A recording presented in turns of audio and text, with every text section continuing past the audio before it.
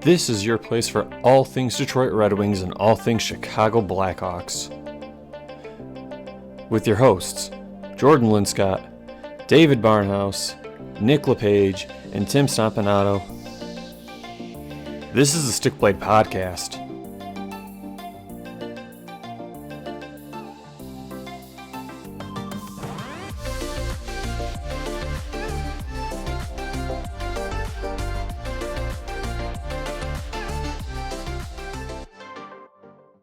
All right, everybody, good evening and welcome to another edition of the Stick Blade Podcast. It is your place for all things Detroit Red Wings, all things Chicago Blackhawks, and news around the NHL. On tonight's show, I'm going to be your host, Jordan Linscott, and I'm joined by my co-hosts, David Barnhouse, Nick LePage, and Tim Stompanato. Everybody, welcome to the show. Hope you all are doing well. Gentlemen, how are you guys doing tonight? Hockey season started, baby. Let's fucking go. Did it? Did hockey season start? Because I think the Blackhawks might have forgotten that it did. Not for the Wings. Or not for the Blackhawks. Sorry. Yeah, no. I mean, I could be better. The Bears didn't make it. That said, shout out the Sky.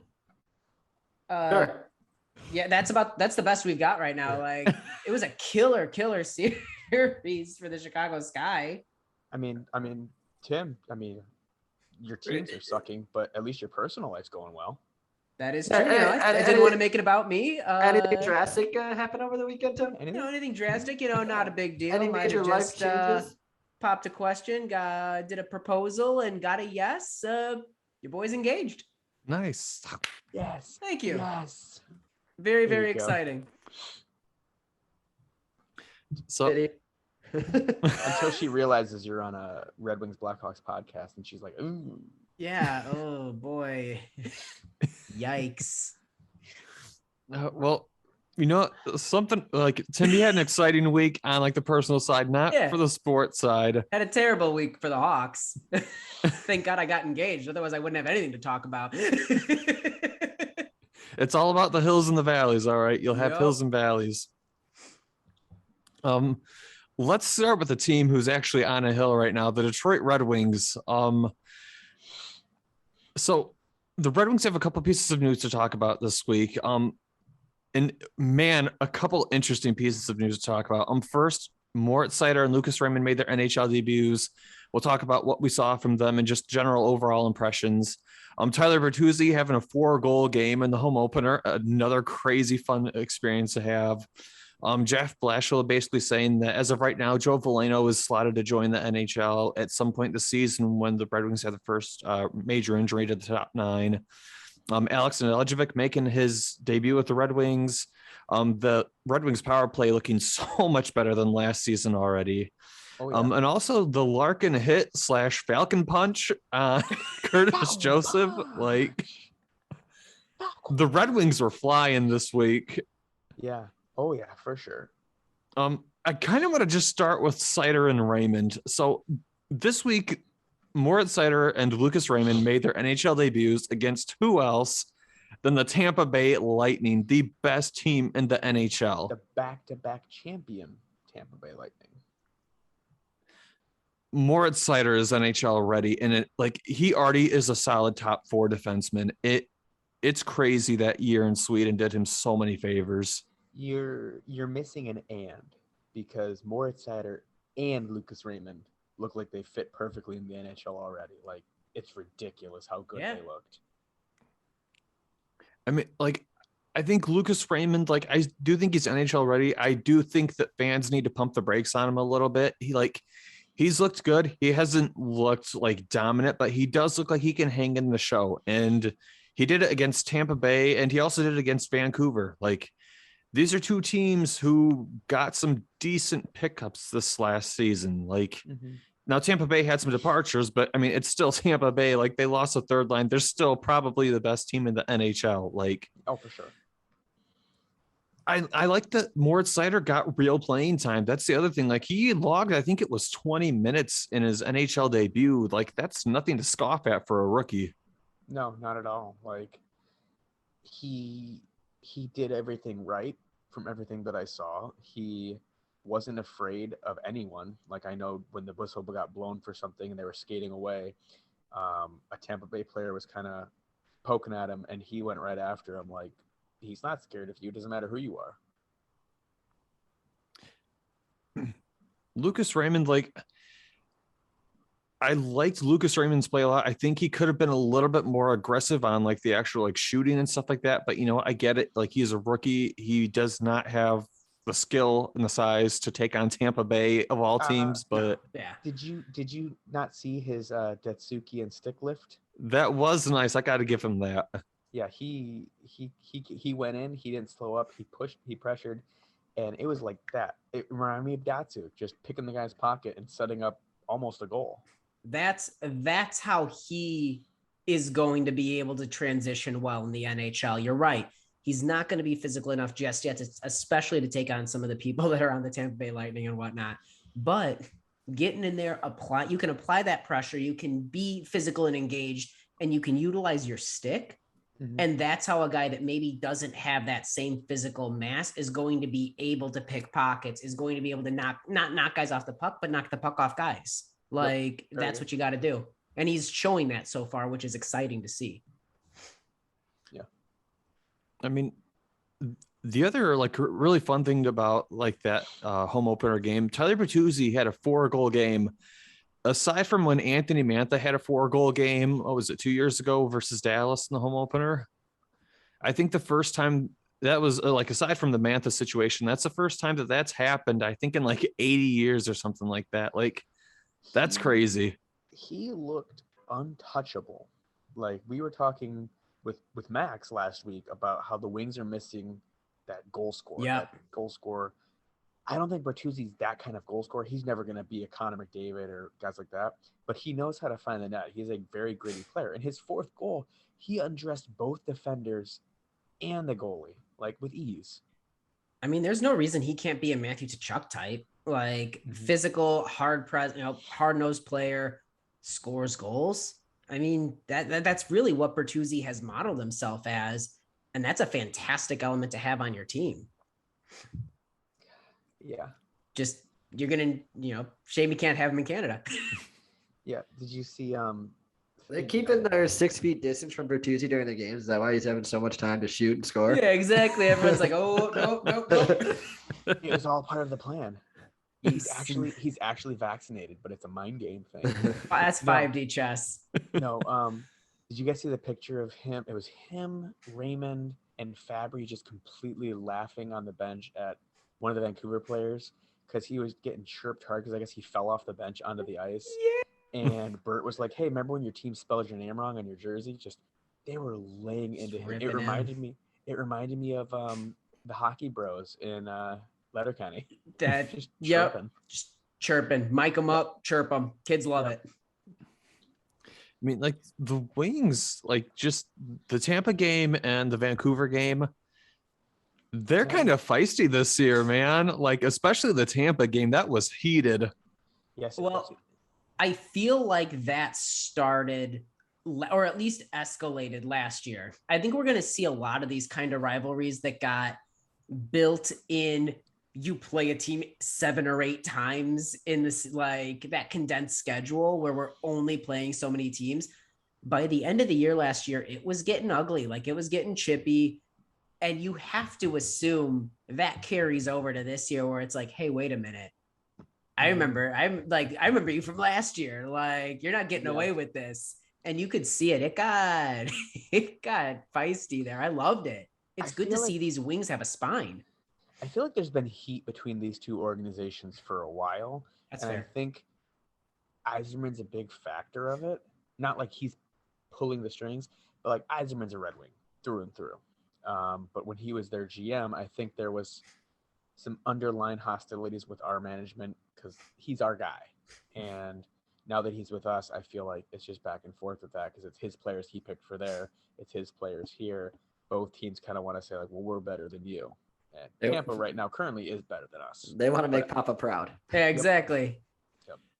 And like the thing is, like, what is it? Tampa Bay has handed Detroit, what was it, 5 out of their last 6 playoff exits or something like that. So yeah, there's heat there. There's heat. I love that.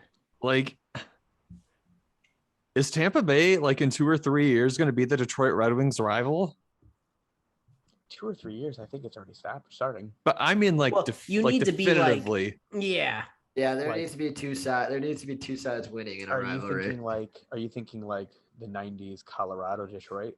Yeah, Type that's what I'm rivalry? saying. Like, both teams are just completely great teams still, and like them both being good, both playing all the time, just makes the rivalry that Yeah. much more heated. That's I can see that. yeah, sort of like the Chicago-Vancouver rivalry during the dynasty. Like Yeah. teams that just they meet in the playoffs, like they're actually vying for something. And it's that's exciting. It just raises the level of the sport. Oh, for sure. The last piece of news I want to talk about the actual home opening game. The Dylan Larkin hit from Curtis Joseph. For anybody who hasn't seen it, Dylan Larkin's going to the boards to retrieve a puck. His head's down a little bit. Curtis Joseph comes from behind him, just smashes him into the boards. Dylan Larkin gets up because he doesn't hear a whistle called, and sucker Falcon punches him in the face. He goes down, and Larkin drops gloves. Larkin's ready to go, and Larkin gets suspended for a game. So I have a lot to say about this, and we talked a little bit about before the show. So Like- it's just ridiculous because that wasn't the only hit. Tampa, as we talked about, had Palat with the hit on Rasmussen, and Yeah. you had Corey Perry with the I forget the actual term people call it, but like the leg sweep on who did he do it to? Slewfoot. The Slewfoot, yeah. Like, and they got away with all three. And Larkin, with his especially, like he had said, he got up, he looked for a call from the ref. There was no call, so he said, "I'm just going to have to take matters into my own hands." This is a guy that just came off of a neck injury from a similar cross-check type hit the previous season, and I found it very annoying that this league that is promoting player safety suspends the guy that was defending himself. And I liked Blashill saying, like, yeah, Larkin's pissed. We're all pissed. And if they're not going to do anything, maybe we need players to do it for us. Mhm. Which, in my opinion, by all means, bring back the era of the enforcer. If that's what it's going to take for players to be protected again, bring back that player who doesn't give a crap about scoring a goal, but they're going to go out there and protect your stars by pounding someone's face into the ice. Yeah. If that's what it's going to take. Because there is no player safety. The Department of Player Safety seems so one-sided too. Like, it seems like they're more they want to protect the agitators, I guess would be the word, more than they want to protect like the players on the receiving end of the hit. And like it works both ways. Like these are your players. This is like you want them healthy. You want your superstars healthy. And the fact that they suspended a guy like maybe Larkin is warranted, but it should have been both sides suspended. Well, that's exactly like the hit was atrocious and absolutely deserved at the very least a penalty and certainly at least a hearing. Larkin also broke the rules and also like, yeah, it was a sucker punch. Like you deserve that.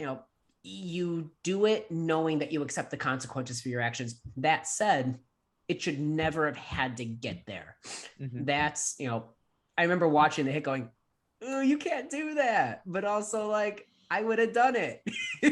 Yeah, I don't wait. And I don't fault Larkin at all. And even he was like, yeah, I know I shouldn't have done that. I shouldn't have lost my cool, but it's just like enough is enough. And it is. The Department of Player Safety has shown that they are inconsistent at best. And the reffing is inconsistent. I mean, we saw this goes back to last year with the Tom Wilson incident, and then going back way further than that. I think, David, you've got a good point of like, I think we're going to see teams start to shift back. Maybe not, the era of the guys that can't skate. They're simply on the ice. They're ex-boxers basically. But I do think we are going to start to see a return of a modern enforcer, maybe something closer to a Ryan Reed, like a power forward that can play fourth line minutes, but also can absolutely pummel you into the ground. Because without enforcers, it doesn't make the game less violent. It just makes the game, your stars unprotected is the way I look at it. You wouldn't have guys like Corey Perry and Tom Wilson getting away with the crap they're getting away with. Like, they would be put in their place. And if the Department of Player Safety and the refs, were consistent, then they would at least know what to expect, and the players wouldn't have to police the game. But at this point, they have to. Yep. Like we're going to touch on the Department of Player Safety a little bit later in the episode, because there's some stuff outside of just the Wings and the Hawks that I feel like the Department of Player Safety really, really goofed on this week. Another piece of news that came out from the Wings this week, though, Joe Veleno, Jeff Blashill says that as soon as the Wings have a spot in the top 9 for him, he is expected to be the first player to get a call. And he said the reason being is because they want to put players in a position to thrive. And he doesn't think that, bottom line minutes is where Veleno's going to thrive at. I actually agree with him. Yeah, me too. Yep, agreed. And he's looked okay in Grand Rapids in like the 2 games they played, because they played against Rockford and they played against, who else was it? I don't know, but either way, Joe Veleno has looked perfectly serviceable down in Grand Rapids as like a top line guy. 3 goals in 2 games. Like, I can't be mad at Blashill, and like it shows he's at least got a plan for this kid's development in like the long term. Mm-hmm. And I think sending him to the Griffins just made him more hungry, which is going to transition very well when he does get called up.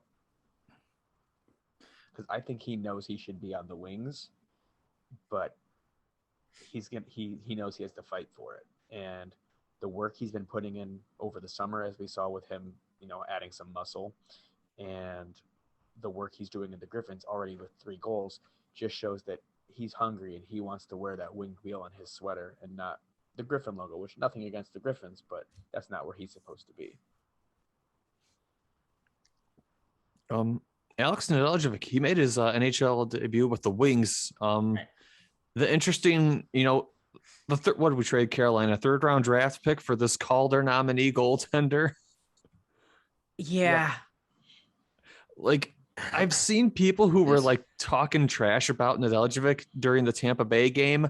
Let's not forget about that game, though. 2 of those goals were power play goals from Steven Stamkos, one of the best shooters in the NHL. Right. The other one of those goals was a slot feed from Nikita Kucherov.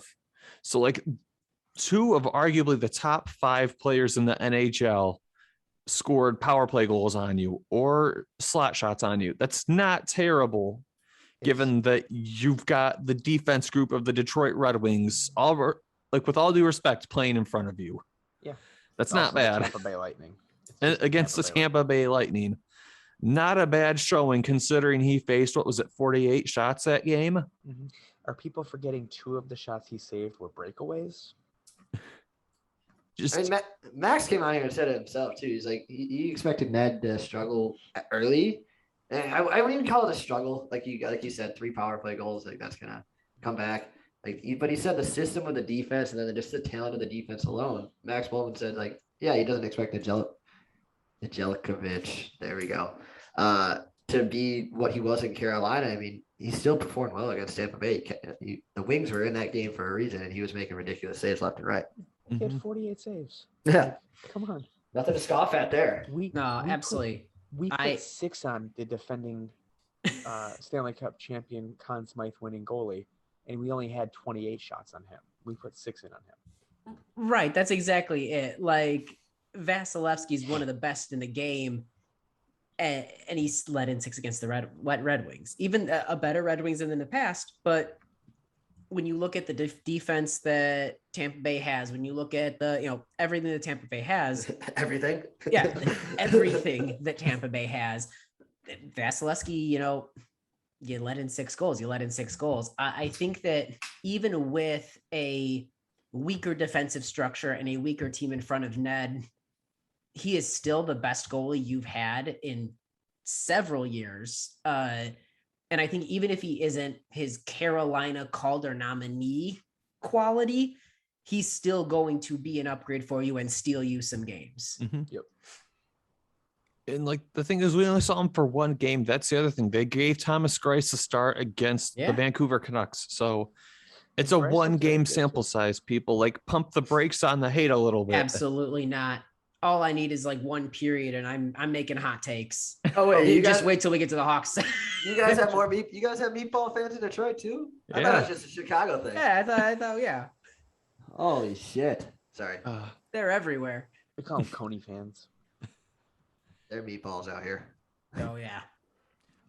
The last piece of Wings news I want to talk about, their power play looked so much better during the home opener in the Vancouver Canucks game. And it's like weird because like a lot of Detroit's power plays during the Tampa game were a lot of like 4-on-3s or like actually, yeah, what was it? Was it 2 4-on-3s?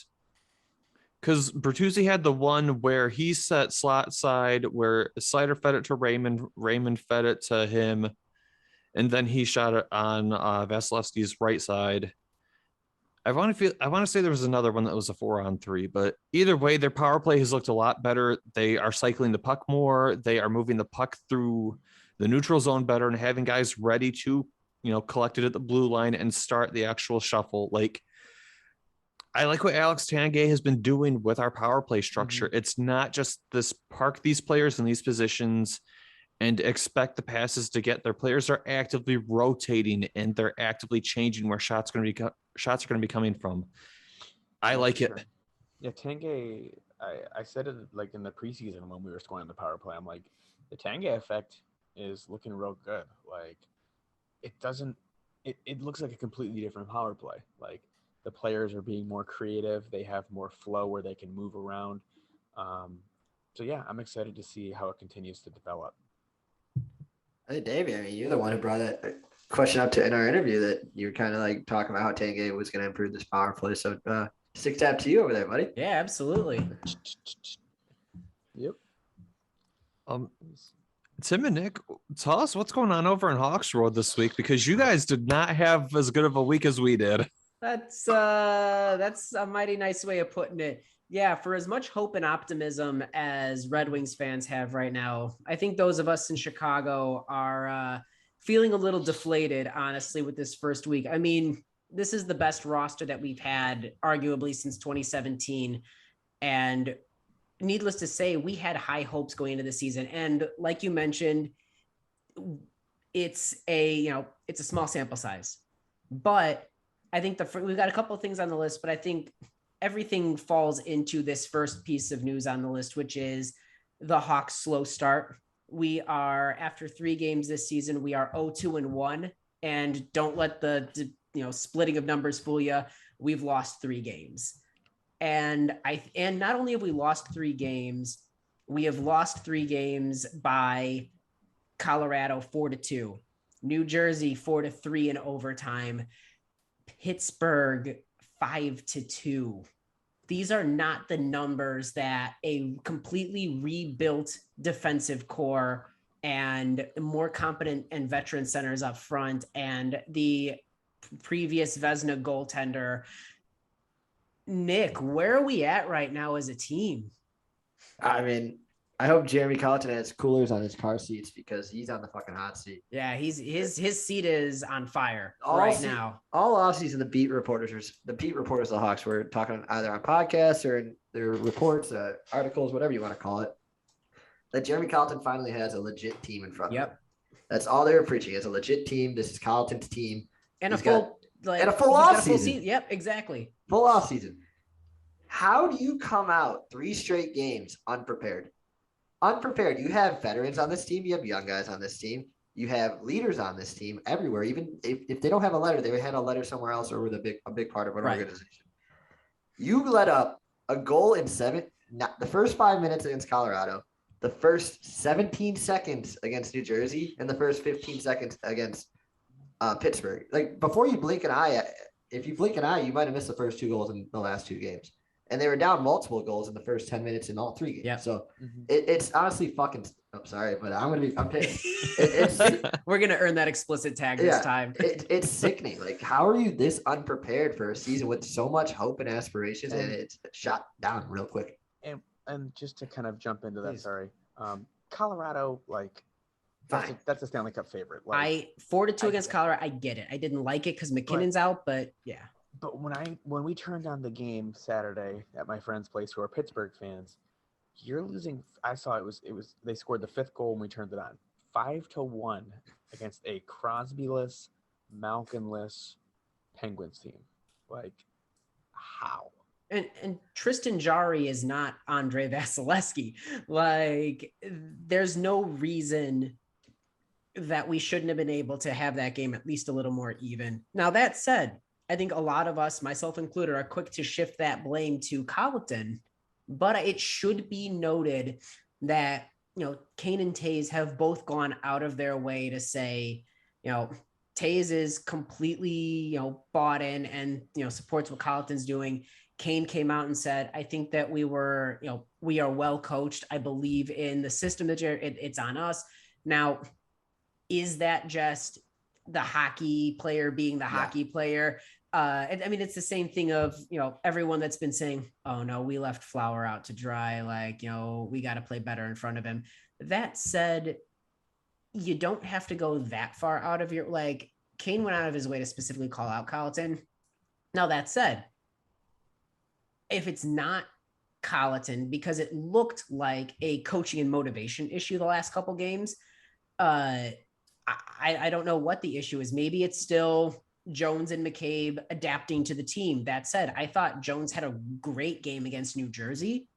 And I think he has been subpar in the other 2 games. I thought McCabe looked great in the preseason, and he's looking lost, and there's miscommunications right now. Fleury is not saving goals that I'm expecting him to save. That said, the one bright spot on this team, I feel, has been Kirby Dach this year. He's been engaged. He's taking that next step that we hoped to see last year, right? But, he came back injured and he rushed himself back, but he's engaged. He's all over the place. He's driving plays. I think that and our power play have been bright spots so far to focus on. Yeah, I mean, Doc, it's a good point to bring up, because even after the first game against Colorado, I think he had 2 missed breakaways. He was hard on himself. He's like, I gotta bury those.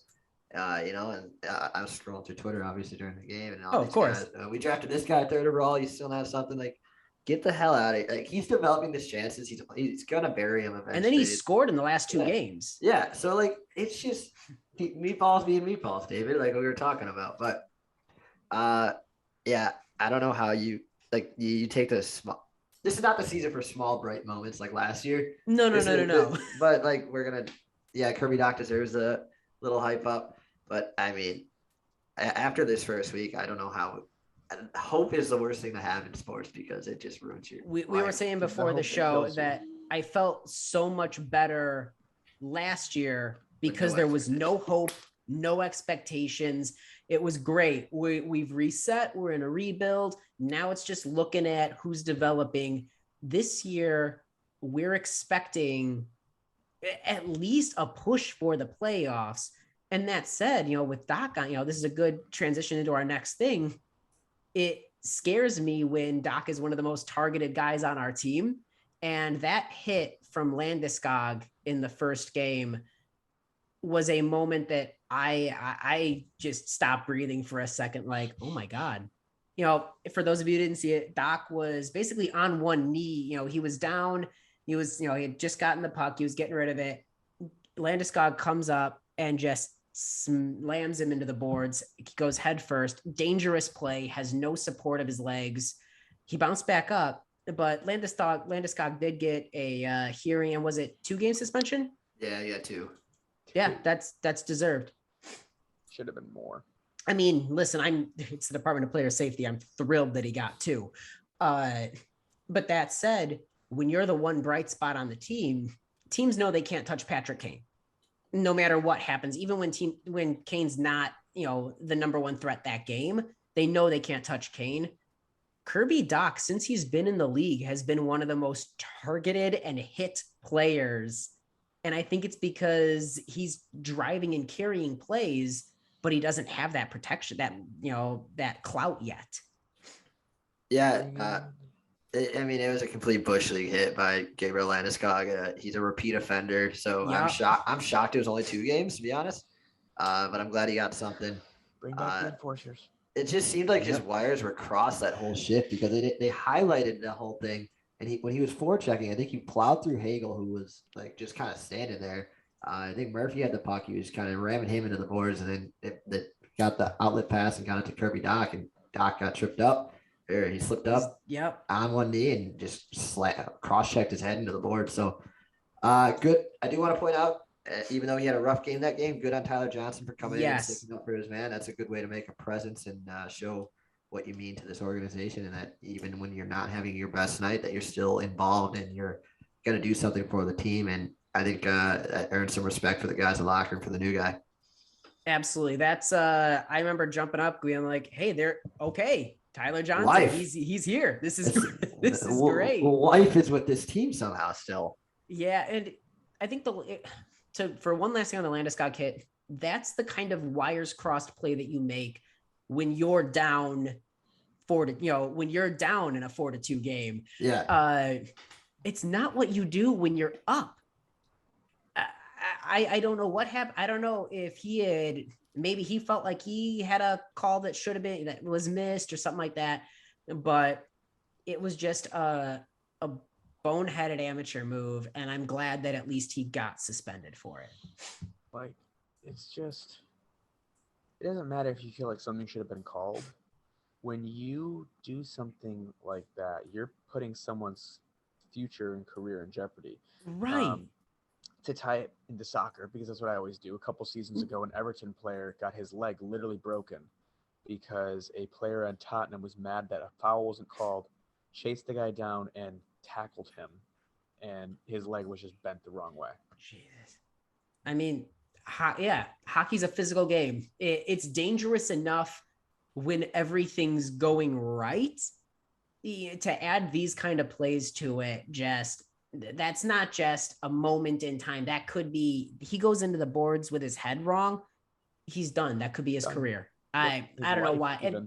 Landeskog's a vet. Like, he's 28? Like, and the kid's, Doc is 20. There's no need for that. No, it's bullshit. Straight up bullshit. Yep. That said, you talked about Tyler Johnson sparking a little life into the team. I think we are trying to spark a little life into the team now by bringing up Mike Hardman from Rockford. He's been having a good showing in Rockford so far. To do that, we sent down Ian Mitchell. I'm hoping that means that one of Kalanick or somebody is close to returning, because I don't think Gustafsson is necessarily the answer. Yeah, he's been underwhelming. Yeah, I mean, to say the least, given the fact that he wasn't even playing in Philly or Montreal where he ended up. I'm hesitant with that one. That said, I understand what Hardman brings to the table, that grittier, hard-nosed, driving. He's not unskilled by any means. This guy isn't just a fourth line plug. Like, he could be a third line center that helps drive play. Or third line forward that drives play. That said, I kind of want to tie that piece of news in with, so we brought Hardman in, but what that means is we still have Dylan Strome on the outside looking in. Now, Nick, if you're this team who has only, what is it in our last couple of games, only 2 5-on-5 goals, the rest have been our power play. 2 5-on-5. I don't know if bringing Hardman into the team, and we have Jujar Kara, Hagel, Entwisel, Cart. We've got lots of guys that can be a little more physical and aggressive. Wouldn't we want to bring in somebody that generates plays and creates plays like a Strome if we're trying to improve scoring? I don't know if Hardman is the spark that we need. No, yeah. I mean, as for the Ian Mitchell send down, glad he's going to get more time to, season in Rockford. 100%. Needs it. I don't think he's what we thought he was more ready than he was last year. It's clearly not, which is fine. Go season. He's young. But yeah, as for Hardman, just a hard-nosed guy. But yeah, it goes to Dylan Strome. He is like the 15th forward, I guess, to Jeremy Collins. I said he was in the doghouse last week. He's got a choke collar with Yeah, he's in the door slam neighbor's dog. shut on him this week. Yeah, Colliton won't even let him piss in the yard. Like he just lets him free roam down the neighborhood. Like the fact that he was wearing the white sweater today at practice, so that means he'll be healthy scratched again tomorrow. This team can't develop any chances 5-on-5. You know, he plays well with DeBrincat. Just throw him in between Kane and DeBrincat. You know, DeBrincat's on the power play now. Defense is clearly not a big issue. Kane's improved his. It's just ridiculous at this point that this guy is not getting any chances, and he was one of our best offensive players just 2 years ago. That's exactly it. It's not like the DeBrincat Johnson Kane line was a defensive juggernaut. Yeah. Like, you know, our defense realistically isn't going to be hurt that much by getting Strome in the lineup. I know Colliton wants a more responsible play from him, but realistically, so many other guys, like, I don't know, Borgstrom's looked good, but he's also let a lot of plays happen against him. Tyler Johnson has let a lot of the scoring chances when Tyler Johnson is on the ice against us is not pretty. When you have someone like Strome, who has a gift for playmaking, is he the fastest forward in the league? No. Is he a shoot first guy? No. But he has a gift for slowing down the game and generating these plays. He sees the ice and he sees what's going on phenomenally, better than most of our forwards, honestly. Why not put him in, put him as the third line center, slap him on a line with Hagel and somebody, people that can get the puck, people that can generate space, make those plays. I don't understand how he has fallen so far when I understand we want to give Gaudette a chance, but Gaudette, we gave up Matthew Highmore for him. It wasn't like we traded a first for Gaudette. Henrik Borgstrom, we got rid of Lucas Carlson. Was that? Yeah. Yeah. Okay. Like, Strome has the pedigree. He has the skill. He's got the desire. He wants to be there. I don't see how not giving him a shot when we are lacking in offense, again, 4-2, 4-3, 5-2, we need goals. And Strome can generate offense. And to your point with Ian Mitchell, I think we both agreed that before injuries, he was going to start the season in Rockford, and it's where he should be. That's not a punishment. That's a development opportunity. Yeah. And I hope he thrives there. William Nylander and Reichel are looking phenomenal down there. I wish we had William. Alex, though. I joke that Stan Bowman did that too when he traded for him. Fuck, wrong one. Yeah, exactly. The other one. Well, Alex is looking great in Rockford, and Reichel is like, this is an exciting Rockford team. And if we can get some guys that are generating and could maybe go far in Rockford this year, awesome. That's going to be worth more than playing 8 minutes a night or being a healthy scratch. Mm-hmm. Now, where do you guys have Hagel and Kurashev playing at in your guys' lineups? Hey, Kurashev has been playing with Taze and Kubalik, which I loved that line in the preseason. And frankly, I still like the line, but I mean, there might have to be some flopping around for Kurashev just to find, some line balance or see who sparks. Hagel was on the third line up until in practice yesterday or today. He was with Kane. Was he with Kane and Doc? Yeah. Yeah. Which, listen, as much as I'm not crazy about DeBrincat on the third line, I love the idea of slotting Hagel in there a little bit, just as, he's a spark plug and he's fast and he can make smart plays. It could be some of that balance that we're trying to spark, but at this point, I'd rather load up 2 lines. Load up 2 lines like you've done before. Depth clearly, I don't know. I don't know where you fix it. I think having the 3 of the smallest players on your team is probably not a good idea for a line with the Kane, Johnson, DeBrincat. I would be okay, honestly, if we had a line of like Kane, Taze, Kubalik, or Kane, Taze, and DeBrincat or something like that. And then a second line of Doc at Kurashev and Kubalik or DeBrincat or whoever, I don't hate that top 6. Just for I mean, even if it's just temporary, just to ignite something with this team. We used to do that. They're lifeless. We used to do that all the time when the Hawks needed a spark. Throw Kane and Taze together. Like, I know that we're still trying to monitor Taze right now, but what better way to monitor him a little bit than have Kane on his line where a good security blanket. It's not just focused on Taze. You know, how can you focus on Taze when Kane's on the ice? Yeah, I feel like Taze does have a lot of pressure to develop some chances for this team right away. It's going to come, guys. It's going to come. It's 100% going to come. And his face-offs have been phenomenal. I mean, that is one instance where the Hawks actually, if there's an improvement this year, it's been face-offs. And poor Dylan Strome, he taught himself to juggle in the offseason to strengthen his hands and his hand-eye coordination for face-offs. And apparently it worked. He had like a really good face-off record in the games that he did get in the preseason. Colliton threw those balls in the neighbor's yard where Strome's kept. God, that's Shut the fuck up. Look at me, coach. Yeah, actually, Strome has been decreased to the jester of the team. Water bottle boy juggles the water bottles up to the bench. We've currently got 6 defensemen on the roster and 15 forwards. That's not a recipe for success. Now, I got to ask, it sounds like you guys are kind of in favor of the equivalent of the Blashill blender. I have never been opposed. I want to go on record. I have never been opposed with, because Quenneville had a blender too. The Colliton corkscrew.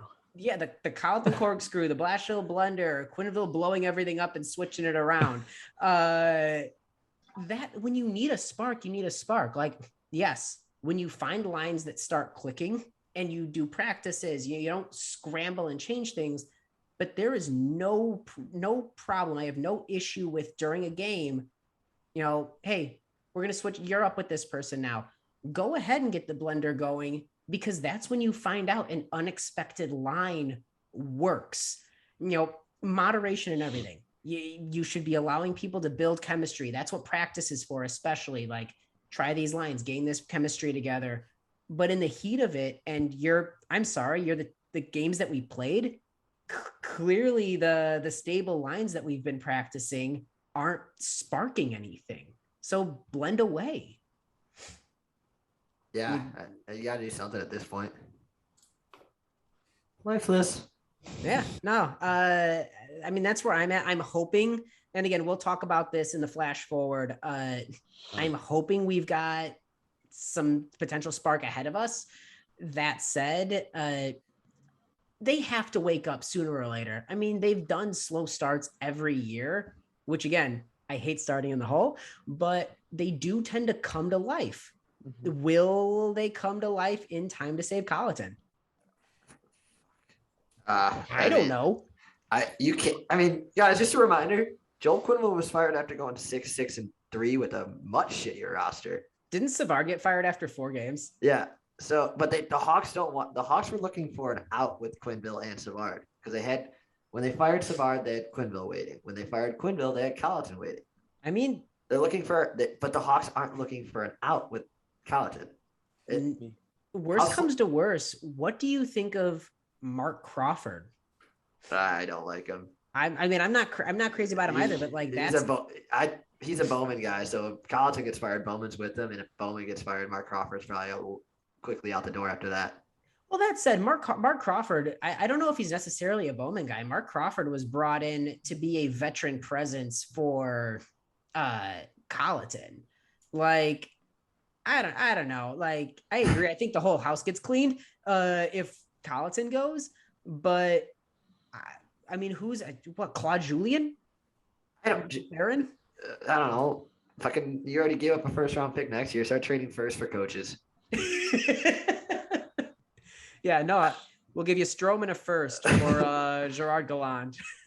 God, I mean, you Red Wings fans are probably thinking we are so ridiculous for having a full-blown meltdown 3 games into the season, but we're at that point. I think we're ridiculous for having a full-blown meltdown 3 games into the season. That said, I feel what I feel. Like, my head is telling me pump the brakes. It's just you have a whole new roster essentially. Give it a couple of weeks for the love of God. It's just so funny to me that last season, like, we were expecting our teams to be fighting for the garbage spot, especially you guys with like Taves out, Doc out, No all this goalie. stuff, and you guys like exceeded expectations. This year, you guys were so hyped. Like, we got Marc-Andre Fleury, we got Seth Jones, we got Tyler Johnson, and Hawks are back. Hawks are back. Hawks are back in the toilet. If they hadn't traded Boquist and those firsts for Jones, I would not be here. I would not be feeling what I'm feeling right now. Yeah.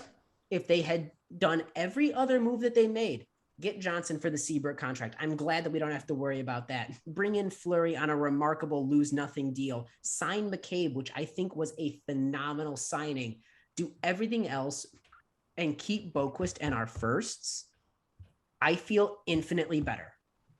But because we have Jones and because we gave up a player I was incredibly high on and those firsts, pretty much announcing that we are no longer trying to compete for draft spots, you've upped the ante and you've raised the level of expectations for a fan base that's hungry for it. Maybe Bowman was playing chess that we didn't know about, because it is top 2 protected. So maybe it's like, hey, we're gonna be really bad still. There's a pretty good chance we get the first 2 picks. We get ourselves Shane Wright. We get Shane Wright. No, I'm not settling in for loser mode. We have so much of it. We have like 80 games left, 79 games left in the season. You can't start off slow in this Central Division where 6 of the 7 teams are vying for a playoff spot. And thank God for Arizona. Yeah, thank God for Arizona. I mean, Buffalo has more wins than us. It has 2 more wins than us. Talk about dumpster fire. Oh, yeah. Never mind. All right, sorry. I'm not gonna go. I know, but that's again, that's the Hawks news that we've got. Like, there isn't a lot of big news. You know, the Rockford. You know, I'm excited about what's happening in Rockford. Would love to see us figure out the goalie situation a little bit. Maybe trading one of Delia or Subban, because we've got a glut, and it doesn't sound like they have a plan. I'm guessing they expected one of them to get taken when put on waivers, because Bowman basically said, yeah, we'll have to figure that out. It's like, that's not what I listen, Stan. I like when you're transparent. I don't like this right now. You seem clueless, Stan. Yeah, that's not good asset management. That said, fuck it. This is the best roster that we've had, and Stan did put together theoretically a quality roster. We just have to see what the next week or 2 holds, honestly. I think in 3 weeks, if you guys are still looking like this, then I think at that point, that's when you guys have to be like, all right, the season's probably going to be a wash. Because that's when we get rid of Colliton. If you guys are behind, 10 to 12 points at that, like in 3 weeks, if you guys are like behind 10 to 12 points, you're pretty much out of the playoff race unless you guys go on a super hot streak. Yeah, I don't see that. I don't see a St. Louis Blues the year they won the cup kind of run. It's tough. It's possible. Yeah, I know. Sometimes you just need to ignite a little ignition. And as Kevin Garnett once said, anything is possible. That said, like the year the Blues won the cup, I have a hard time believing that this Hawks team is not the same caliber as that Blues team. Yeah. I really don't. Kane is still Kane, and he's the first one to say, like, I don't usually have good preseason or training camp, and like, I don't know, I gotta probably warm up and wake up a little bit. Like, he will. Our top 6, our top 9 are legitimately deep, and we've got a 4th line that really can grind and shut down. No, if things click into place, we are a playoff team. I believe that from the bottom of my heart. And I think that's why after these first 3 games, I'm so broken. Yeah, so hurt. I take it personally. And I took that personally. That's the Hawks. So I have a down week for you guys. We've already kind of spoiled it, but let's go ahead and just do the quick flashback segment for the week. Yeah. Yep. So the Wings had 2 games this week. They played the Tampa Bay Lightning and the Vancouver Canucks.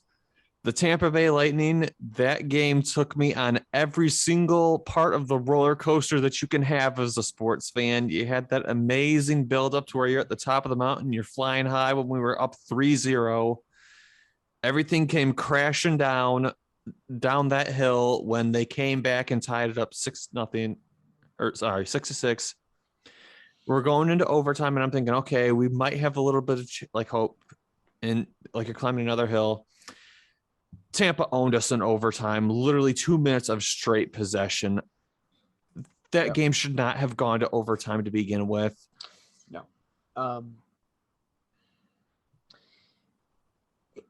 I felt more positive leaving that game than I did negative, and I bet you were more negative because you were actually there in person. But we did blow it, yes. At the same time, though, it is the back-to-back defending Stanley Cup champions who have been known, as we saw last season, to just go on a run and just score goals very quickly. We saw it happen against Chicago last season. But the fact that we put 6 goals, a team that was, as Max Boltman said, we're not a very big offensive threat. To put 6 goals on 28 shots, that was remarkable. Our power play looked good. Our players looked hungry. So, yes, we lost, but I left with a little bit more positivity than I did negativity. I don't know. How did you feel, Jordan? Because I know you were there, so I'm sure you were more negative than positive. I mean, that place was hopping. I liked watching the team get super scrappy with Tampa Bay. I liked that they didn't just – it looked like they actually came right off of, the opening face-off to play. I tell everybody, I don't really care about shot totals unless they're ridiculously lopsided. I care about scoring chances because I think, and maybe it's just me, but I think quality beats quantity every day of the week. Yeah. Any team can shoot just terrible shots from the blue line and can shoot just weird shots from the boards. I like quality shots better than quantity shots. And I think Detroit did a really good job of generating quality shots against the 2-time back-to-back Stanley Cup champion Tampa Bay Lightning. And I liked that the players stood up for each other. I liked that they weren't afraid to get physical. I liked it. I liked that they showed fight that game. Yeah, I mean, you got to take some pride in fighting tooth and nail with the Tampa Bay Lightning. Not to bring it to the Hawks, but that's what we did last year. Yeah. Those were always fun to watch. Yeah. Those games were always fun. But the fact that the Red Wings are right there, competing with the Lightning, forcing, in a shootout, essentially, a 6-7 final? Yeah, 6-7 final. Yeah, That's great. You had bright moments at all, like Bertuzzi, like you said, Raymond and Moritz Seider looking good. Larkin, Ned not putting up with anything. Ned making big saves. I mean, I still believe the Red Wings are going to be better than. They're going to be maybe not as good as the Hawks last year, but I think they're going to be fighting in every game. I agree with you. I see a lot of last year's Hawks in this year's Red Wings. They've got that grit, that relentlessness that they're fun. Yeah, it's fun to watch. They're never out of it. Yep. They're exciting. You talked about, David, you brought up Larkin not taking anything. When you're not in it, you take that hit and there's a defeated mentality. You're just, geez, I just can't catch up. This team's got fire. Mm-hmm. The fact that Larkin got up and said no and just slugged him, I would rather see that every time than a player that just says, I guess that's it, isn't it? That's where we're at. that reaction from Larkin is the image, the epitome of Detroit versus everybody. Yeah. I mean, we've been saying that for years with the Lions, where they make up calls to screw the Lions over, this and that. But that is Detroit versus everybody. They're not going to help me. Screw it. I'm going to do it myself. Yeah. I love it. Nobody's going to help me. Nobody's going to stop me. That's how the Red Wings have to be this year. And so far, I feel like that's where they're at. They're in it. They're hanging in every game. Jordan, you loved this quote last year. Do you feel like this year is the real 60 minutes of hell? I mean, I kind of feel like it's going to be. You've got Philip Zadina, who's basically competing for his next contract. Yep. You've got Lucas Raymond and Moritz Seider making, their NHL debut seasons. You've got Dylan Larkin trying to really have his full season as the Wings captain with like fans in the stands and like finally having like the whole hometown watch him as captain. You've got, guys like Giovanni Smith in the bottom six who can play like the very physical game. They lost a lot of those older veteran players who, if we're being fair, just kind of slowed the game down and the team down a little bit. They picked up an offensive punch on the blue line with Nick Leddy. It like improved the goaltending quite a bit. Like, I think they're going to be better than a lot of people are giving them credit for. I do. I think they're going to give a lot of teams a hard time they're not expecting. Yep, for sure. The Wings had one other game this week, and it was a 3-1 win over the Vancouver Canucks. Goals from, who is it? Robbie Fabry, Philip Zadina, and Sam Gagne. Yeah, Sam Gagne had the empty netter. He's still kicking it. Future captain. Speaking of the power play, Zadina scored a power play goal, and it was a beautiful setup. Like, Fabry also, like, even in like the opener, like Fabry had that fantastic chance. Like, Fabry looks great. Yeah. Playing wise, and he's a handsome man. He's a handsome fella. That Jacob Delarose trade for Fabry, like, that is the epitome of a complete win trade. Oh, for sure. But yeah, Zadina had a beautiful, it was a rocket. I didn't even see it leave his stick when he hit that on the power play. And to be fair, Vancouver's goal was a just very lucky bounce. He shot it from a weird angle, and it hit Grice right in the helmet and went in. Like, that's the thing. Like, you can't block them all. You can't expect any goaltender to be, 100% perfect. Like I said, the goal on Grice was a fluky goal. Yep. There was a scary moment in the game, too, with Zadina getting, like, it was like a reverse hit where the guy backed up into him, and he, like, slammed into him. But Zadina's comments were hilarious. Oh, God, he called him a midget. God. I'm like, he is just an angry little man. Like I love him. And he's like 2 inches taller than like. He was like, yeah, it was kind of like a reverse hit. He kind of got me good for a midget. And I'm like, Jesus, Zadina. I don't think you can say that anymore, Zadina. Yeah, my dude, you gotta be careful. Cancel culture's after his ass. I love him. Is Jacob Delarose still in the league? Fire. Zadina's got some fire. I think he's in the A. And like, as I say, I'm not seeing him on the Blues roster currently. I don't know, but they traded a fourth line center for like a middle six center. Who is now consistently your second line guy, whether he's on the wing or center. Jacob Delarose is currently playing for Farjestad BK in the SHL. Okay, So he's not even in the NHL anymore. So not really. That's just one of those trades that maybe it just wasn't working out in St. Louis, but we had the Perlini trade around the same time too. So it's like you got to look. Regula's not tearing it up yet, but I like where he's going. He's another one that I'm glad that he's getting consistent time. Yep. Yeah, you're doing all right. Like, we had an all right week. Tim and Nick. So while you guys are talking, I'm gonna run to the bathroom real quick. That's where the Hawks have been this week. Bring the camera in. You're an animal.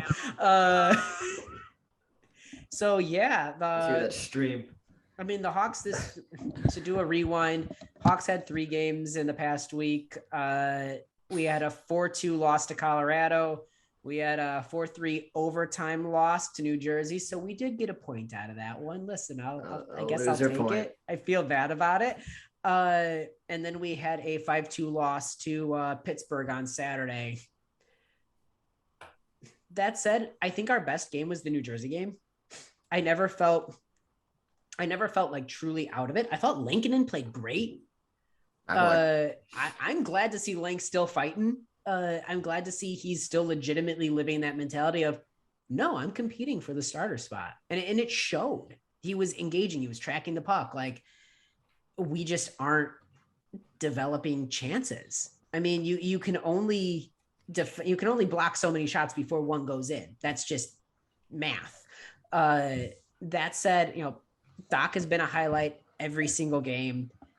Kubalik had a wicked shot for that missile. goal on the first in the Colorado game. It's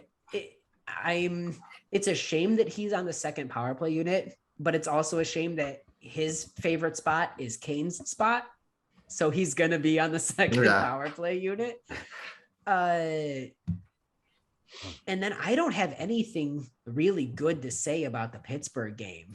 There isn't. Not like usually, listen, I'm usually your like rose colored glasses. Like, hey, I get it. You know, it wasn't good, but they did their best. And look at this. This guy's doing great. And like, I don't know, Hagel's looked good. I would really like to see, you know, for the line with, you know, Jujar Care, I'd like to see our fourth line maybe mix it up a little bit and get a little more engaged. I'm concerned by, you know, the defensive lapses because they're not getting beat. It's miscommunications. Like there's still a lot. It feels like we're still in preseason, but we did better in preseason. Mm-hmm. Yeah, I mean, like I said earlier, 2 of the games they allowed a goal within the first 20 seconds, that being Pittsburgh and New Jersey back to back. And then 2 of the 3 games, I think they allowed at least a minimum of 3 goals inside the first 10 minutes, with being Colorado and Pittsburgh. Yeah. So, all in all, this week was embarrassing. I will say in the Colorado game, the first period was travesty, but the second, the last 2 periods, they were in it. They were engaged. It was a lot tighter game than the score shows because they really didn't give much after that first period. They just got themselves into such a hole. Stop me if you've heard this one before. The Hawks let themselves in an early hole and had to climb out of it. Yeah. Correct me if I think we talked about this. They looked good the second and third periods. They couldn't get back. Yeah, you're exactly right. They were down too much too early. Like it was demoralizing to the team. Like they tried their best coming back, but I mean, all in all, I guess I'm on the opposite angle. I felt like even though they fought hard in the Colorado game, I felt like it was much worse than the score depicted, just because of the rough start. But yeah, they did fight back. As for the New Jersey game, it's a team you should beat, but it was the Jack Hughes coming out party. He's a superstar. I mean, that celebration in overtime. I mean, that's exact. And also to have like again. Colliton doesn't need me slamming him, especially as somebody who defended him for the first like 3 years. Gustafson in overtime. Where are you at? When you've got Kane, who's not paid to play defense, like you get, you know, Jones, McCabe, Murphy, like DeHaan. You've got choices here. Gustafson. Maybe he was hoping like, hey, if we get lucky, Gus can get it to Kane. Like, I get it, but you're playing that like cerebral like chess game when sometimes playing checkers gets you to the finish line. Yeah. So I mean, Jack Hughes coming out party, 2 goals in that game. He's that good. He's a superstar. And then Pittsburgh, nothing good to say. I feel bad for Fleury. Team let him down, especially 100%. And especially coming back on to Pittsburgh for, I think it was his first time back in Pittsburgh. And just sucks. It sucks for Marc-Andre Fleury. Them jokes going around. He should retire to intermission. I don't blame him if he did. No, neither do I. I mean, this is not a good, you know, without Malkin, without Crosby. I think Jake Gunsel was still out with COVID. Ryan Russ was out too. Yeah. And they don't have a good defense. This is not a good team. It's not the old Pittsburgh. They made him look like the 92, 93 The old Pittsburgh wasn't a great team if you took Crosby and Malkin out of it. Like, I'm sorry. This was not a good – this was a more winnable game than New Jersey. Yeah. I thought 2-1 going into the week, and here we are at 2-1. Yeah, I would have bet on that too. And it's why I don't bet a lot on sports. Like – Pittsburgh, that's the crazy thing. They're kind of basically playing the AHL All-Stars. Like all the big guns are gone. But Pittsburgh beat the Lightning in the first game of opening night too. I feel like they had empty net goals. Nobody wins on their banner raising night. They're hungover. They actually have to celebrate this year. But no, it's Yeah, typically you get let down at your banner raising night, as we know as Hawks fans pretty well. Because they're just not. Yeah, exactly. And Pittsburgh was the same way. Yeah, you're just sluggish. You spent the whole pregame ceremony was I mean, but anyways, Jordan, hey, where are you guys at player of the week wise? Detroit. Let's fast forward. How can you not? Tyler Bertuzzi, man, 4 goals in the home opening against Tampa Bay. Like, I second that. with like a dangle that would have made Pavel Datsyuk proud between 2 Lightning defenders. Like, who else? That feed from, was it Letty? Too? Which one? I think on that dangle goal where I think Letty. Oh, where it like went straight down the middle. He caught it, and then I think it was Letty. Don't shock me. That's what. Yeah, no, he's known for that. Yeah. So I mean, both of you Bertuzzi. I mean, a guy scores 4 goals. I get it. Like, it's hard not to give it to him. I feel like me and Tim are on the same page here. So I think it's going to be a boring player of the week episode. But I'm Doc. Yeah, Kirby Doc. Yeah, I mean, it's got to be. The bright and shiny moment, even though he didn't really show up in the stat sheet against Colorado, 2 breakaways. You'd like to see that that offense kind of start getting there. Eventually, they're going to get buried. And then he had scored 2 goals this week. So, well, I was going to say, like, after that first game where he's like, hey, I know nobody knows more than me that, like, I should be finishing those chances, working on it. And then gets a goal in New Jersey, gets a goal in Pittsburgh. Like, he's 20. He's going to be okay. Give him a break. But it was good to see him, like, call that out and say, I'm going to be better. He called his shot, and then he got some goals. Like, that's got to be a confidence builder right there. I mean, really, he's the Hawk that showed the most life. So, I mean, he's my star. There's really no second place. I mean, second place might be the fans if you sit through all 3 of those games, not wanting to punch a wall. Yeah. My second star of the week's Reichel. Down in Rockford.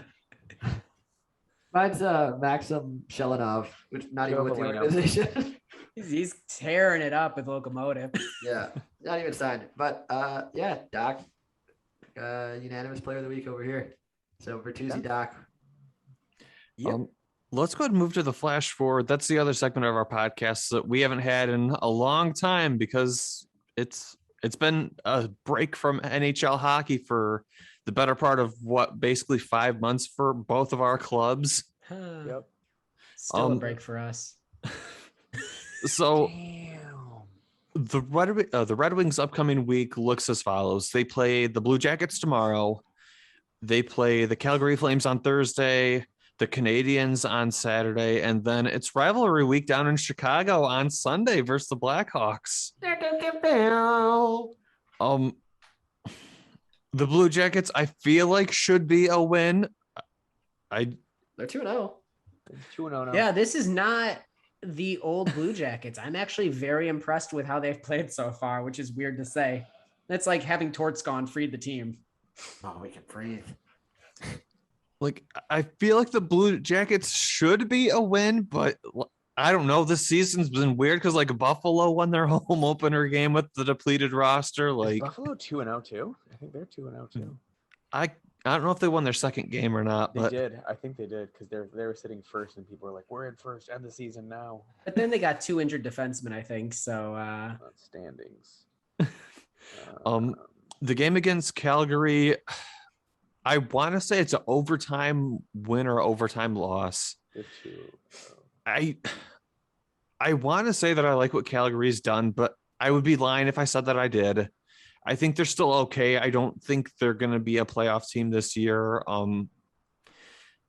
Montreal Canadiens, I think that's going to be a 2-goal loss. And then I don't know. I hate to say that they're going to trash on the Hawks, but I haven't been impressed by what I've seen by Chicago so far this season. Hawks shitting party. I haven't been impressed. Party. I mean, you and millions of others. Yeah, I mean, I don't have a witty retort. Like, we're not good right now. Yeah. All right. So for me, Columbus, even though they're 2-0 and they do look pretty good, I can never pick an Ohio team over a Michigan team. So I got to say we beat Columbus. Calgary hasn't looked great either to me. I think we can beat Calgary. I think Montreal is a loss. I think it'll be close though. And Chicago, we're going to just pound you. Oh I my hope we just- god. This is if- a travesty. If Pittsburgh can do it without Malkin and Crosby, I think we can. I think we'll be all right. It's going to be a bold statement.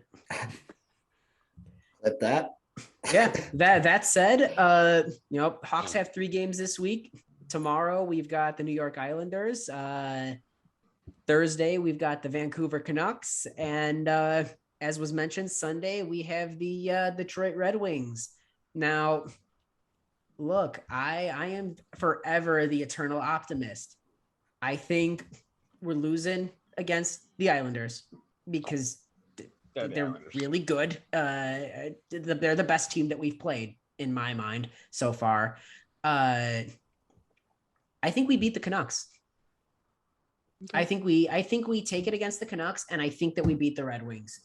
I think that by the time we get to the Red Wings, we'll have woken up as a team. I think things will click. Our hope slow not. start can only go so far. You have to know the guys now are embarrassed, and they seem to that seems to wake them up, which is irritating. But here we are. I don't think the Canucks have all the pieces put together. They've got all the pieces. They just haven't found a way to make everything gel yet. I think they're going to be super dangerous, but they're not there yet. And the Red Wings, again, you're still young. You're looking infinitely better every year. But I think if our roster is clicking, it is the better roster for that game. I mean, we've got 6 goals on Tampa. So. It's Florida. Tampa's a bunch of bums. Two back-to-back Stanley Cups, a bunch of bums. All right, Nick. All right. Well, so I'm gonna maintain my consistency. Sunday had a bad day. Today I had a pretty bad day. So I and Paul spot Hawks tickets. I'm gonna maintain consistency, and tomorrow's gonna suck too because I think I'm gonna see a loss out of the Hawks Islanders. Might as well just keep the week rolling with the bad days. But honestly, Islanders, despite their 0-2, I think it's gonna be a low scoring game just because Hawks struggling 5-on-5, and the Islanders are a defensive minded team with Trots there. Sorry. Same letters. Same letters, just mangled up a little bit. Vancouver, I think they are. Come on. I think they win. I do. I mean, and then Detroit, just because I can't let you guys be happy over there. Absolutely not. I'm gonna say Hawks win versus Detroit. I want to be optimistic about Vancouver, but just the way that it came out and started the Hawks lately in the last week, if they start off like they do this week, we might even see Colliton fired after 6 games. I think it's a legitimate possibility. If they start trailing early within the first 10 minutes in 2 of these next 3 games, see ya. Watch Bertuzzi just have a field day on you guys on Sunday. I don't want to root against I'm not rooting against the Hawks. I want Colliton to be good, but they show me no signs of being able to. We'll see what the next week holds. Yeah, this could have been a weird, fluky first week. It's very worrisome when you let in back-to-back games of 2 goals in under a minute. Yeah, no, that's where I'm at right now. Go ahead, Jordan. I would say 2 seasons ago though, when the Wings were just awful, that's what was happening. They were having these weird first period meltdowns, and by the time that the team woke up, it was too late to come back. That's not what I need to hear right now. That's the opposite of what I mean. Were you trying to console me? You guys revamped your roster just to become the Wings a few years ago. We traded for Seth Jones to get Shane Wright. Chestnut checkers, baby. We bought Shane Wright. It just cost you guys what, $64 million? We got Shane Wright. What did it cost you? Everything. 76 million. Not a big deal. That's a fun number. But yeah, I'm excited. I'm excited to be back in the United Center tomorrow. Not a big deal about me. Hopefully I get to hear Chelsea Dagger at least a few times. The place is gonna be bumping. So yeah, I'm excited to be back. That's gonna be a blast. I'm gonna be one of those meatballs tomorrow when they announce Colliton during the opening ceremonies. No, I'm booing. no, I'm booing. He deserves to be booed. Prove me wrong. He's gonna look you're right right. into your eyes, and you're gonna feel terrible. Yeah, I'm gonna be flicking him off. It depends. Are we going to see Glasses Colliton or Contacts Colliton? Because Glasses Colliton has a better record. I hope he lost his contacts. God, you Chicago fans track the weirdest shit. I do not joke. That was a legitimate tracked stat last year. Yeah, well, I'm gonna go into his house and steal his contact case. Get rid of his then. Visine. There you go. Honey, have you seen my contacts? Some random guy came running and saying, meatball, meatball, meatball. He did give you a new pair of glasses, though. They're really nice. They're Warby Parker. Yeah. Stock up on glasses. Yeah. So excited to be back. Hopefully your Chelsea dagger. But not really have my hopes up. So in other words, you're a pessimist realist. Yeah, I mean, hope for the best, expect the worst, right? Yeah. Oh, that's how I've gotten through life. So that's a flashback and the flash forward segments. There is one thing that I really want to talk. Well, I guess it's kind of like a two-part topic that I want to close the show out with. The NHL's Department of Player Safety, they came out and they said, we're going to start hampering down on like the cross checks, on the boarding, like stuff like that. I don't know who they were giving lip service to, but their actions speak different. Because, for example, like the Jamie Benn cross check that put Larkin out of commission last season, guess what he did? The exact same thing to somebody on the Ottawa Senators this week. And as far as I'm aware, no repercussions. Nothing. We've seen boardings around the league this past week. What, a 2-game suspension is the worst one that we saw. Yeah. Corey people like with the slew foot. Right, or like the slew foots. And like the fines have been what, like $5,000? Like, again, though, that's part of the CBA. That's the maximum allowed under the negotiated contract. So I do want to chime in with that. Yeah. But like overall, like the league is saying we're going to crack down on this stuff with like the player safety. No, you're really not. Like, well, I think there's also been like a player like Jamie Benn gets away with a lot because he's a star. And like that, not like a Dallas star, but like an all-star star. You know how much I hate the stars. But I think that's something. That's why I was shocked that Landeskog got what he got, because he's a star. Like, and a lot of guys who have been first line, memorable names get away with a little bit more.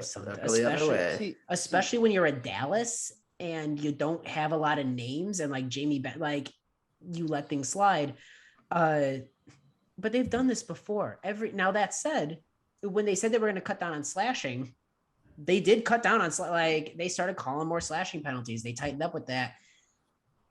Maybe we just haven't seen it yet, but it feels bad given that we saw so many things happen to our specific teams. And then again, you're attached to the Jamie Benn hit. And so you see it with Ottawa.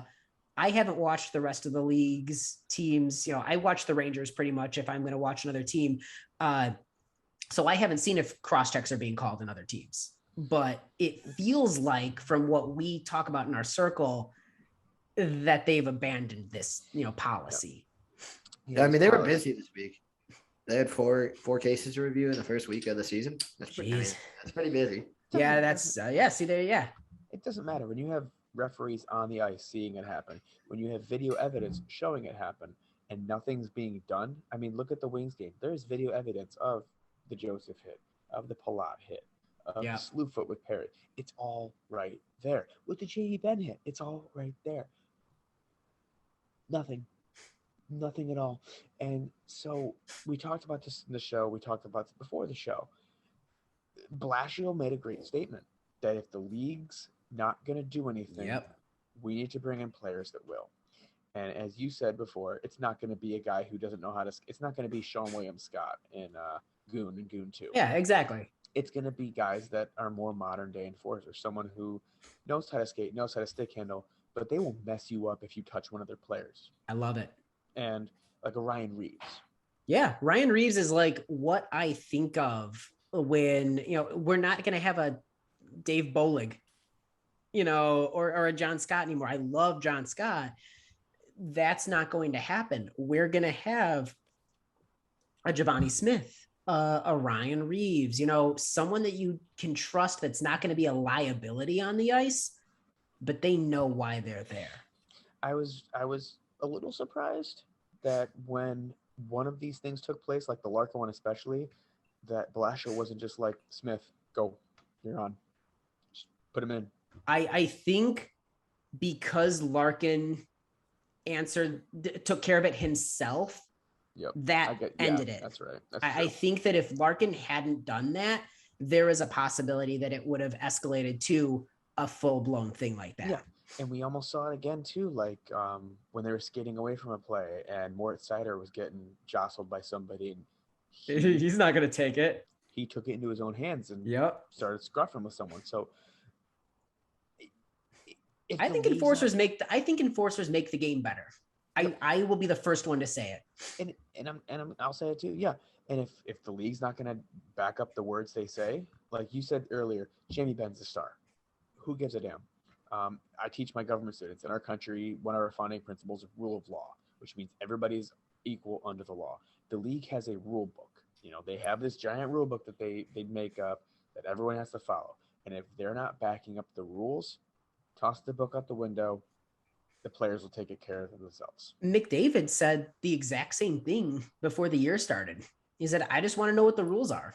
If it's a penalty now, it should be a penalty at the start of the season, middle of the season, playoffs. Like, I just want consistency so we know what we're doing. Like, and we've got McDavid saying that, like, one of the face of this league, it's out of control. And again, I go back to enforcers don't make the game more violent. They protect players in the game. It's goons that make the game more violent. You wouldn't have a Jamie Benn or a Corey Perry or a Tom Wilson getting away. I mean, you'll have a Corey Perry because you had Corey Perry, but Corey Perry had to answer for his actions. Yeah, even Pavel Datsyuk beat the shit out of him. Yeah, he's a very punchable face. But, like, they are held accountable. Yep. They're not getting away with things. They're not going to try to get away with things and do these things because they know there's going to be someone breathing down their neck ready to drop gloves with them. You have that presence of mind knowing, I shouldn't do this. This is a bad idea because I'm going to be drinking through a freaking straw if I do this. Tom Wilson can ragdoll Panera. Panera. I'm losing my words at this point. We've been podcasting too long. He can ragdoll Panarin, skate to the box, and strike WWE poses. I'm sorry that if John Scott's on your team, you don't do that because the next time you're out there, you're done. You're not gonna play for 5 games. Yeah, you're eating steak through a straw. One thing that I kind of want to talk about, and it's kind of in conjunction with this, is a penalty is 2 minutes right now in the rule books. Like, it doesn't matter if it's a slash, if it's a trip, if it's a board, if it's a cross check, whatever. It's just a flat 2 minutes. Do you guys think that the NHL should look at the penalty structure and say, you know what, a slash is not equal to a cross check, or boarding is not equal to a trip, like charging, or like charging is not equal to a face-off violation? Like, of course, totally. I think there needs to be a complete restructure of penalties if they're going to keep this up. Like your hookings, your trippings, your violations, your delay games, 2 minutes. If you're going to do a bonehead move like those, 5. You don't have to be misconduct thrown out of the game, but you got to sit there for 5 minutes and watch your team struggle. I would be okay. Originally, my pushback was I would rather keep it as it is and just enforce what we have. I'm a big fan of enforce the laws we have before adding new ones. That said, I would be comfortable with moves that could be slashing where you're just a little too aggressive. You're like, I slashed them. Even some cross, the quick cross checks and stuff like that, high sticks, 2 minutes, but things like boarding, things like charging, where you can have that moment of I can stop this, or I can try everything in my power. The things that are deliberate intentions of hurting somebody, because even a slash, like it's not, slash, high stick, those can be accidents that we've seen plenty of times where guys like, that was a little too aggressive and it slipped up and it got him. Yeah. Like make those make them double minors. Yeah. I'm okay with double minors for those penalties. So to bring soccer back into it, I watch a lot of soccer and they have replay. Hockey has replay as well. Yeah. When there is a foul in soccer, at times the refs will go to the replay and look at it. And if they feel as though the foul is worth more than a yellow card, that they have violent intent or the studs were up or anything, they will give a red based upon a review. Why not have that in hockey? If we have a penalty and they think, okay, is this a 2-minute or is this a double minor or a 5-minute? Look at it. If you feel as though it was more severe looking than what it could have been, then there you go. Boom. Replay penalties. I think it all, for me, it just always go back to, we can make them 2 minutes, 4 minutes, 5 minutes. We've got to enforce them and they've got to be consistent. I don't want to see a guy getting a 4-minute penalty on one thing and then seeing somebody else on another team, or maybe like balancing it out, or like, oh, they're behind, so I'm letting them get away with this. Like, I'm all for flow of game. I just want to strike that balance and make it somewhat consistent. So guys know what they're doing. I mean, if we can review for a kicking motion, we can review for the severity of a penalty. But you're going to get the people that say it's slowing down the game, it's changing. They're just going to review everything. Have Toronto review it as they're still playing, and then they'll stop. Next time they stop play, say, oh, add time to it. I mean, Nick, you've been awfully quiet. What do you think? I mean, I was just letting you guys roll. Meatball. What a meatball. No, I mean, I'm on board. Have the players police it if nothing else is going to happen. Yep. Like, if we're not going to see change, then, show a little bit of rebellion. Like, they can't suspend all of you guys. Yep. I don't know. It's just dumb. Like, why have this Department of Player Safety if we're not actually going to monitor player safety? I don't know. It's a show. Yeah. I think that was everything that I had on the docket for tonight, unless you guys had anything else. Just Tampa Bay is going to do their LTIR bullshit again. Oh my God, the Kucherov again. I mean, yes. Is it? Wait, what? Is it the first thing that everybody thinks about when this happens? Yes, 100%. Well, he's actually hurt. Yes. Yeah, he's like, look, he got injured, and it's not looking good. There is no way that it makes the team better to lose Kucherov. Just wait. They're going to find a way to trade for Eichel. They're going to be studs again, and there we go. Listen, I love that take. And that's the funniest thing. If they did that. What LTIR? Eichel, what could I do? Tampa Bay's on the phone with Buffalo right now. Say, hey, have him get that surgery he wants. We'll send you a couple first. And, Eric Chernak. See ya. He'll be hanging out with Seabrook on LTIR. But God, could you imagine if they get away with the Kucherov thing all season again? Not technically getting away with it. They're working it's in the law. And I know, intent, spirit of the, all that stuff. It's the same thing I said last year. And again, I don't like Tampa. I don't like that they got, but like it's not like holding out their best player. Yes, I know how deep they are, but they also don't have their entire third line from last year anymore. Like, I don't know. Holding out your best player doesn't make you better. Mm-hmm. I'll stink all over this. Oh, no, definitely. It's the first thing I thought of when I saw it. Was like, here we go again. I think that's pretty much everything that we had on the docket for tonight. So with that being said, I'm going to go ahead and just wrap the show up.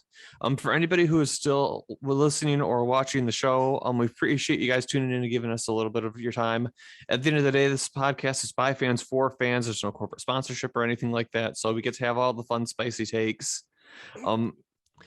If you want to get in touch with the show, any way that you would like to. We have ample ways. We can find us on Twitter. The Twitter handle is @StickBladePod. You can find us on Facebook. We're on YouTube. You can find us on SoundCloud, soundcloud.com/StickBladePodcast. We're on Apple Podcasts. You can even email us, stickbladepodcast@gmail.com. Whatever your platform is of listening to podcast content, we're probably on it. So feel free to give us the like, the follow, share, whatever it is. We appreciate it. Helps the show grow. And like I said, feel free to give us any sort of like feedback, questions, comments, stuff like that, because it only helps the show get better. And we enjoy interacting with you guys from time to time. But like I said, that's our show for tonight. And for your host, Jordan Lynn Scott, and for our co-hosts, Tim Stompanato, Nicola Page, and David Barnhouse, this has been another edition of the Stick Blade Podcast. Hockey is back, everyone. Hope everyone's enjoying it, and we'll catch you guys next week. Stay safe.